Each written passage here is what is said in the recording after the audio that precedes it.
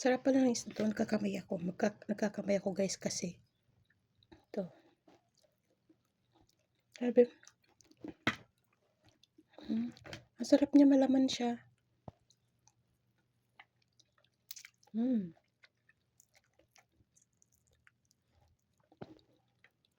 alam niyo ba guys sila, masarap silang magluto.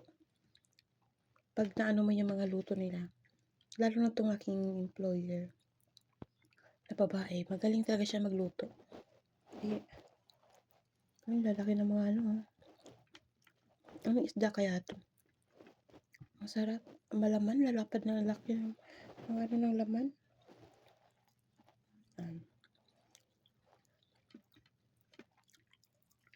Puro ganito ngayon ang ano kasi, ah, grabe first time ko nag-frozen yung pong likod ko guys. Ang sakit ng spinal ko. Siguro mga 2 weeks ko na 'tong nararamdaman. Yung nanigas yung kamay ko na hindi maibuka din. Yung likod ko na kumikirot na mahapdi na parang nangangapal. Sobrang sa lamig pala yun. Yun. Kaya ngayon na talaga bumagsak yung katawan ko kaya wala tayong work. Ayan, dito na naman tayo, kulong na naman tayo. Ito ulam ko ngayon kasi kailangan ko daw ng fish. Tsaka ang galing. May pinahid sila sa likod ko. Matinik pa yata ako. Matinik. Ano, may pinahid siya sa likod ko na mabilis ano, kasi kanina ko lang sinabi eh. Umaga na hindi ako makakapasok. Hindi ko makapagtrabaho.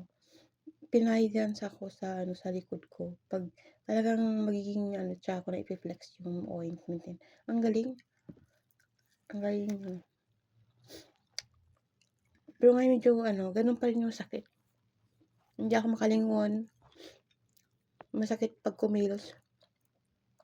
Kaya yung mga kamay natin, pag ikilos natin dandahan, kailangan kamay lang gumagalaw, hindi nagagalaw ang katawan kasi masakit eh.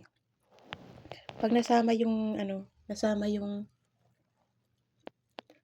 likod ko o yung braso ko sa galaw, masakit ang buong likod ko. Kaya, hirap pala. Hindi pala ganun kadali ang mag-isa dito.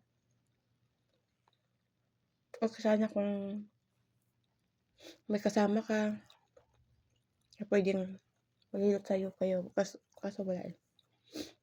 Meron naman ako makapalitan kaso hindi naman hindi kasundo. Ayan. Ewan ko lang kung makapag-day off ako. Day off ko kasi ngayon eh. Hindi ko alam kung makaalis ako mamaya. Pwede ako magpapamassage doon sa pupuntahan ko. Kung makaalis ako. Ang laki. Grabe oh. Malaki pa sa palad ko. Hindi ko alam kung klaseng isda. Pero sarap. Masarap siya. Manamis-tamis. Yan. Yan kaya pinagalitan pa ako ng employer kong babae. Kasi kasalanan ko daw.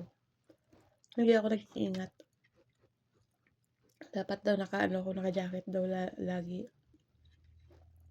Kahit naka-uniform, dapat daw may jacket.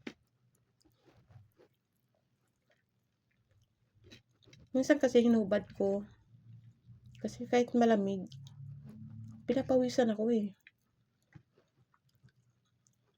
Kahit malamig, pinapawisan ako. Kaya, natanggal ko yung winter uniform naman ako.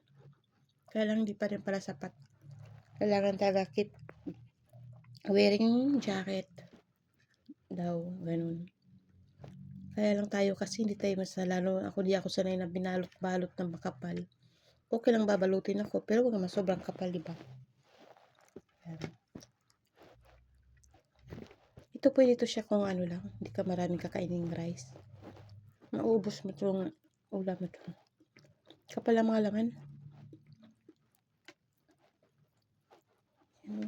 Ano siya, di ko, bake siya eh. Binake na fish.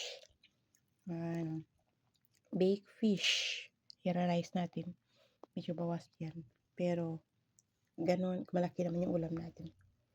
Yan. Thank you for watching, guys.